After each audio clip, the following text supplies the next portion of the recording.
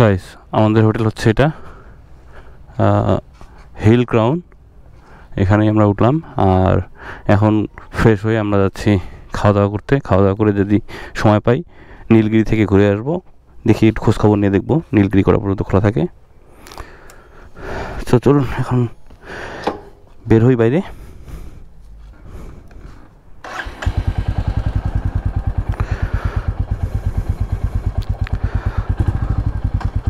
একটু পেটটা তাজা করে নেই। আইডি কার্ডে ফটোকপি ওগুলো তো ওই যে ব্যাগে আছে না এখানে। হ্যাঁ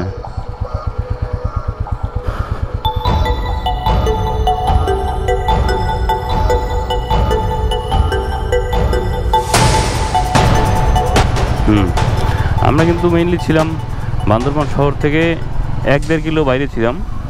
সো এখন আমরা শহরের দিকে যাচ্ছি, ওখানে খাওয়া দাওয়া সারবো, সেরে ওখানে একটু খোঁজখবর নিয়ে দেখবো নীলগিরিতে যাওয়া যায় কিনা। এই হিলের মজাটা কিন্তু ডাউন হিল এবং আপ হিল করার সময় অনেক মজা লাগে, সত্যি এটা অন্যরকম ফিলিংস।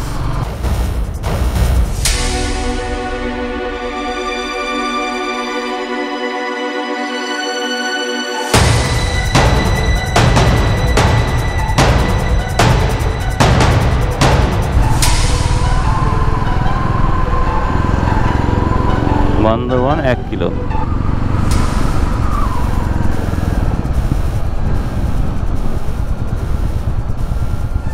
এই চলে এলাম আমরা এখন শহরে। সো গাইস আমরা হালকা পাতলা একটু খেয়ে নিলাম। আর আমাদের যে হোটেলের ম্যানেজার, ওকে জিজ্ঞেস করেছিলাম যে ভাই নীলগিরি গিয়ে ঘুরে আসা যাবে কিনা আজকে। তো ও বললো 4টার সময় নাকি নীলগিরি বন্ধ হয়ে যায়। ও বললো আশেপাশে আজকে ঘুরেন, কালকে সকালবেলা আপনারা নীলগিরিতে যাবেন। আর তখন আমার কেন জানি এই কথাটা সন্দেহ লাগলো যে হয়তো বা ও ধান্দার জন্য এইভাবে বলছে যে কালকে রাতে যেন আমরা স্টে করি ওর হোটেলে। পরে বাইরে এসে একজনকে জিজ্ঞেস করলাম, সিএনজি ড্রাইভারকে, তো বললো ভাই হ্যাঁ মোটরসাইকেলে যাবেন আপনারা ঘুরে আসতে পারবেন, 1.5 ঘন্টা লাগবে যাইতে, আবার 1.5 ঘন্টা আসতে। তো এখন বাজে 2:30, এখন 3টা বাজে প্রায়। সো আপনারা ঘুরে আসতে পারবেন। বললাম কটা পর্যন্ত খোলা থাকে? তো বললো যে ভাই এটা তো আপনার 6টা 7টা এরকম। সো এই জন্য রওনা করলাম তাড়াহুড়ো করে, একটু ভাত খেয়ে নিলাম, খেয়ে নিয়ে রওনা করলাম। দেখি গিয়ে ঘুরে আসতে পারি কিনা, কারণ কালকে আমরা যাবো বগা লেক, আর টাইম বেশি স্পেন্ড করা যাবে না এখানে। গোপ্রোতে ঠিকমতো চার্জও দিতে পারিনি, কারণ আমাদের টাইম খুবই শর্ট। একটু চার্জ দিয়ে নিলাম, এইটুকু চার্জ দিয়ে আবার ভিডিওটা করতে হবে নীলগিরিতে গিয়ে। সো এখন আপাতত টাটা বাই বাই, একদম নীলগিরিতে গিয়ে দেখা হচ্ছে আবার। ও একদম আপ হিল ম্যান, সেই একদম ও বাইক কিন্তু একদম সেরকম প্রেশার পাচ্ছে।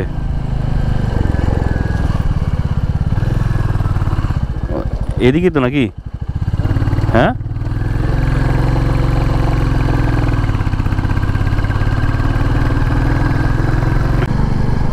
যদিও গোপ্রোতে চার্জ কম, তারপরেও পাহাড়ের সৌন্দর্য আসলে আমাদেরকে না দেখিয়ে থাকতে পারলাম না। আবারও ক্যামেরাটা অন করা।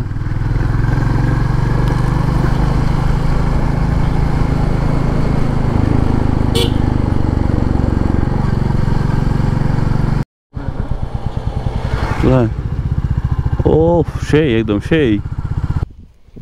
গাইস ভিউটা কেমন? একদম অস্থির অস্থির ভিউ,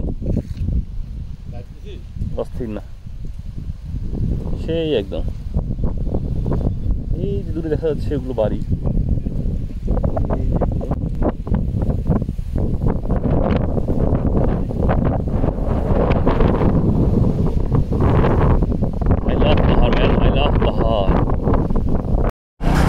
গাইস বৃষ্টি থেমে গেছে, বাট ও লুক, ও সেই ভিউ।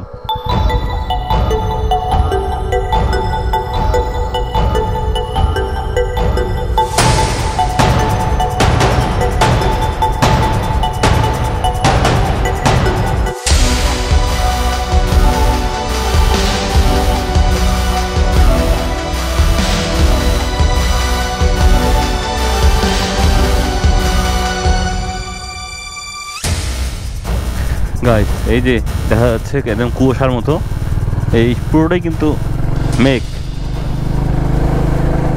একদম মনে হচ্ছে যে একদম কুয়াশা, শীতের সকালে যেরকম থাকে সেরকম মনে হচ্ছে, বাট ওটা পুরোটাই কিন্তু মেঘ। আমরা কুয়াশা ভেদ করে চলে যাচ্ছি, কুয়াশা তো না, মেঘ ভেদ করে চলে যাচ্ছি।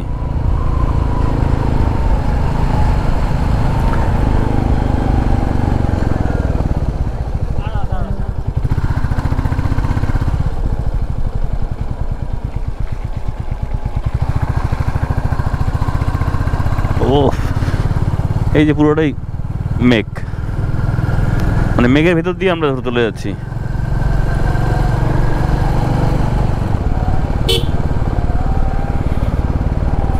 আবারও ডাউনহিল।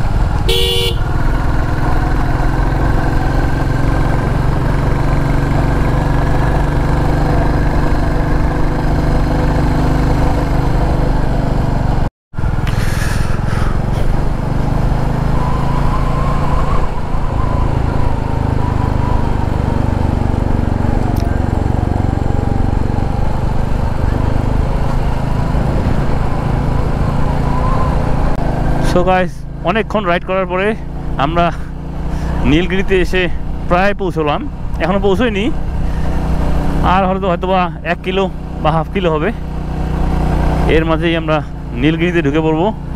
যেই নীলগিরির জন্য আমরা এত কষ্ট করে এলাম, প্রায় 2 ঘন্টা রাইড করলাম, 40 কিলো রাস্তা 2 ঘন্টা। কোন side Nilgiri? Welcome to Nilgiri. হ্যাঁ,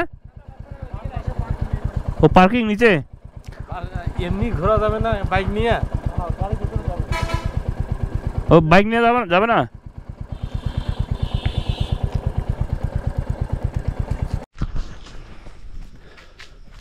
আমরা নীলগিরির উপরে উঠছি, একদম টপে, হাঁটতে হাঁটতে যান শেষ।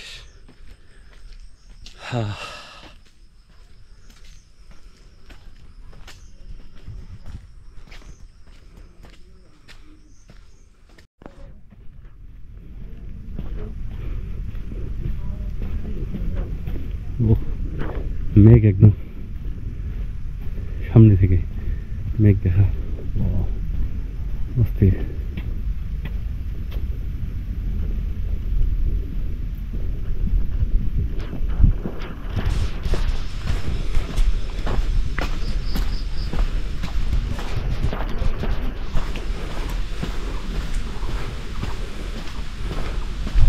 ও মেঘগুলো একদম সেই তো।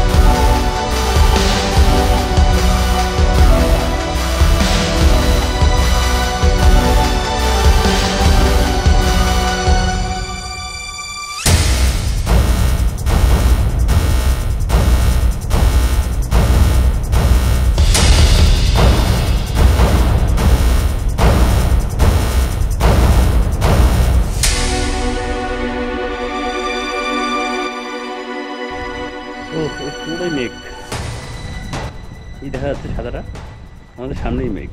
এই যে আমরা হাঁটছি, এটাই এখন বোঝা যাচ্ছে না এই জায়গাটা, বাট এই জায়গাটাতে হাঁটছি পুরো কুয়াশার মতো একদম, এটাই মেঘটা। আমরা এখন হচ্ছে হেলিপ্যাডটার ওদিকে, সামনে হেলিপ্যাড, এই যে দূরে এদিকে সাইডের সিনারিটা জোস, একদম অসাধারণ, সাদা মেঘ।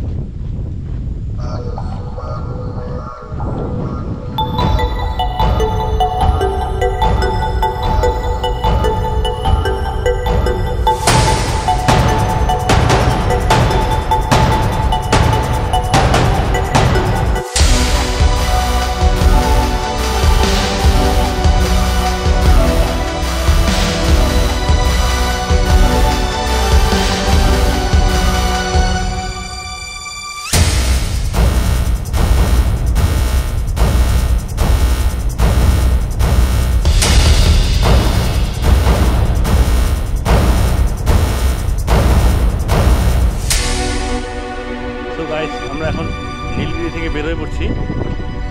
আমরা এখান থেকে বের হয়ে নিচে গিয়ে আবার চলে যাব। এই যে দূরে মেঘ, শুধু এই মেঘ দেখার জন্য আমরা এখানে ছিলাম। আমাদের মেঘ দেখা শেষ, এখন হোটেলে যাওয়ার পালা। রাস্তার যা অবস্থা, এইটুকু 40 কিলো রাস্তা আসতে আমাদের সময় লাগলো 2 ঘন্টা থেকে 2.5 ঘন্টার মতো সময়।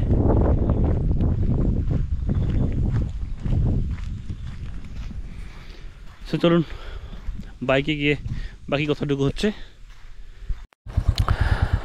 সো আমরা এখন নীলগিরি থেকে চলে যাচ্ছি। এখান থেকে সব কিছুই দেখা যায় ক্লিয়ার।